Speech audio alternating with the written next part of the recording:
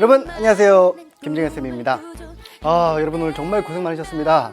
갑자기 시험이라니요, 그쵸? 선배들 지금 수능 보고 막 지금 쉬고 있는데, 게다가 이 추운 겨울날 갑자기 날씨도 추워졌는데 무슨 또 시험이란 말이냐 하고 상당히 긴장들 많이 하셨을 텐데, 이 11월 시험 상당히 중요합니다. 이건 지역별 시험이 아니라 전국 학력 평가예요. 따라서 여러분의 실력을 한번 제대로 테스트해 볼 수 있는 기회가 아니었을까. 그리고 또 11월이다 보니 한국사 물론 아니지만 대다수의 과목이 전범위를 걸쳐가지고 시험 문제가 출제가 되었습니다. 진정으로 여러분의 실력이 어느 정도인지를 딱 판단할 수 있는 그런 기회였다고 생각을 하시고 보셨으면 좋았을 것 같아요. 물론 뭐 잘 본 분도 있을 것이고 좀 망친 분도 있을 것이고 하겠지만 이 시험은 끝이 아니잖아요, 그렇죠? 여러분들의 이번 실력을 바탕으로 좀 앞으로의 나아갈 바를 진단할 수도 있고 그리고 뭔가 새로운 마음을 다질 수도 있기 때문에 이번 결과에 일희일비하지 마시고 다만 이 내용을 제대로 숙지하여 한 발 나아가겠다라는 생각으로 해설 강의에 임하셨으면 좋겠습니다. 그래서 저는 여러분들에게 한국사에 대해서만 간단하게 총평을 하고 문제를 하나씩 풀어드리도록 할게요. 시험지 갖고 계시죠? 시험지 보시면서 이랬구나 느낌 보시고 문제 해결해 나가시는 겁니다. 자, 전반적인 단원 분류표 늘 해드립니다만 이렇게 나왔습니다. 이번에 한국사는 전범위는 아니었습니다. 현대 파트가 빠졌고요. 일제강점기까지만 나왔는데 정치, 사회경제, 문화 분류해 봤을 때 정치사가 13문제로 비중이 가장 높았죠. 이전 시험들 어땠나요?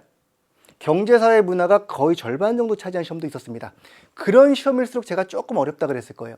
여러분들이 통합적인 어떤 문제에 좀 약하기 때문에. 근데 이번엔 정치사가 주로 나왔기 때문에 그래도 조금 수월하지 않았을까? 그리고 시기별로는 전근대와 근현대가 딱 절반 나왔죠. 5대5 10문제 나왔고 아주 알차게 고대 3문제, 고려 3문제, 조선 3문제.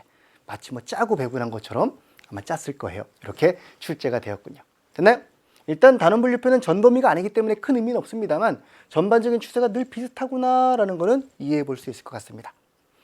여러분들이 제일 궁금해하는 거, 내 시험 점수 이 정도인데 난이도 이거 어느 정도죠? 딴 친구도 얼마나 했죠? 그건 저도 몰라요. 딴 친구들이 알겠죠. 다만 제가 객관적으로 평소의 시험과 비교해 봤을 때 난이도는 중급이다. 어렵진 않았지만 약간 또 어려울 수 있는 요소가 분명히 들어있었습니다. 이런 것들이에요.